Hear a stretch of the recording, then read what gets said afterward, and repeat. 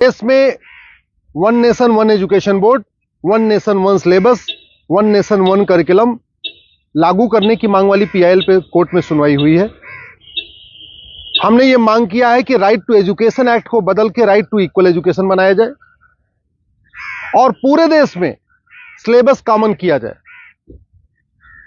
बंगाल वाला बंगाली में पढ़े, गुजरात वाला गुजराती में पढ़े, महाराष्ट्र वाला मराठी में पढ़े, तमिलनाडु वाला अपने तमिल में पढ़े, लेकिन सिलेबस और करिकुलम एक समान होना चाहिए।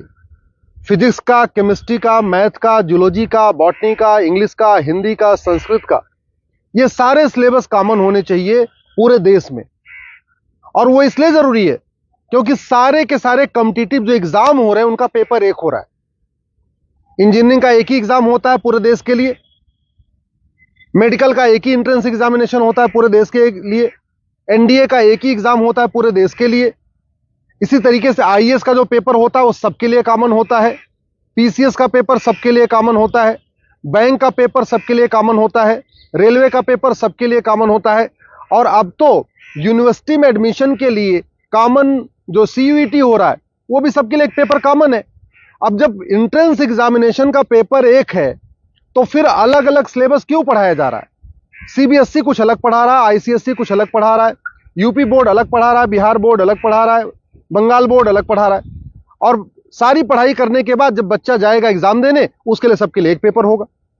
अगर पेपर सीबीएसई के पैटर्न पे सेट होता है तो बाकी स्टेट बोर्ड वालों को इक्वल अपॉर्चुनिटी नहीं मिलती।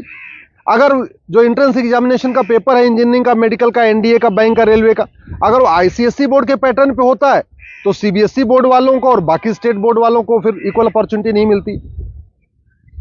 राइट टू एजुकेशन हमारा फंडामेंटल राइट है, इसलिए हमने कोर्ट से ये कहा है कि आप केंद्र सरकार को निर्देश दीजिए, एनसीईआरटी को कहिए एक कॉमन सिलेबस, कॉमन करिकुलम तैयार करे।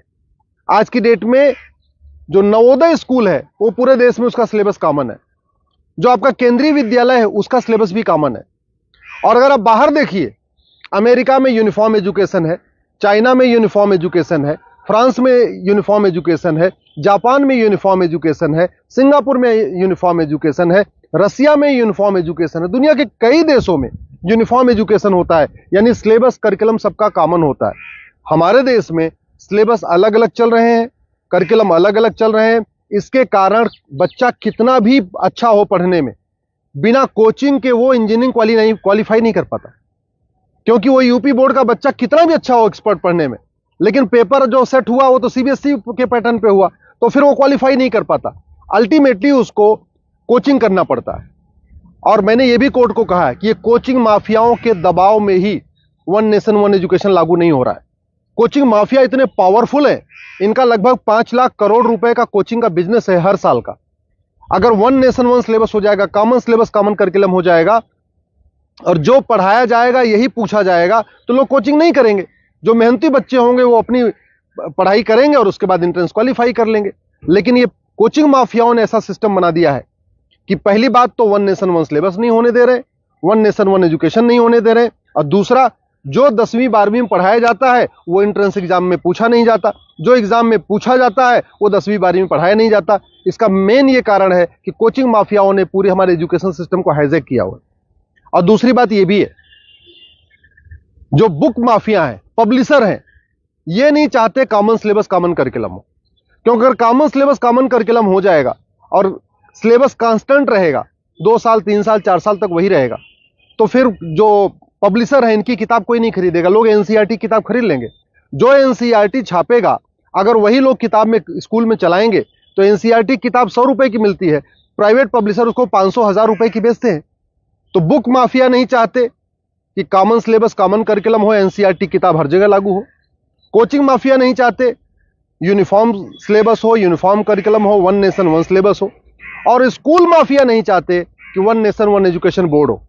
सीबीएसई बोर्ड वाले चाहते हैं कि उनका सीबीएसई बोर्ड अलग से चलता रहे, जिससे उनकी दुकान चलती रहे।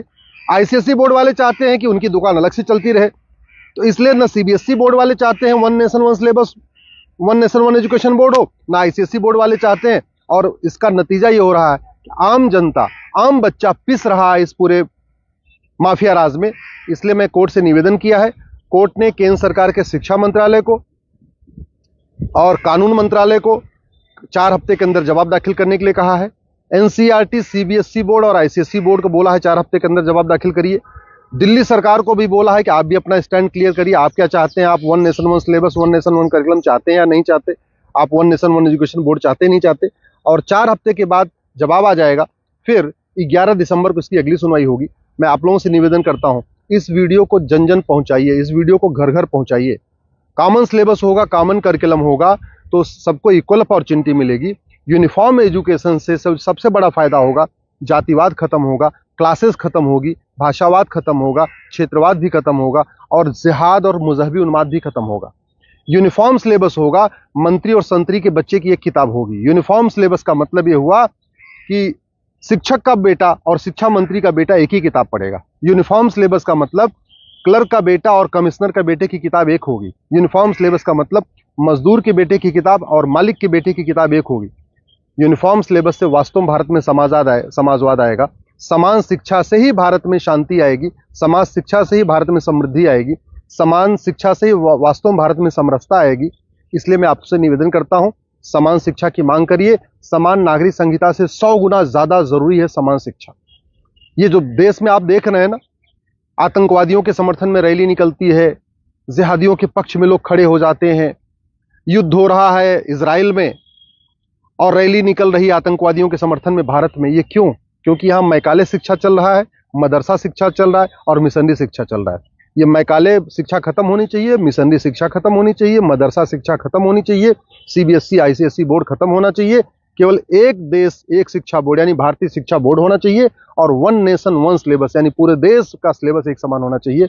उसी से भारत में शांति होगी और समृद्धि होगी।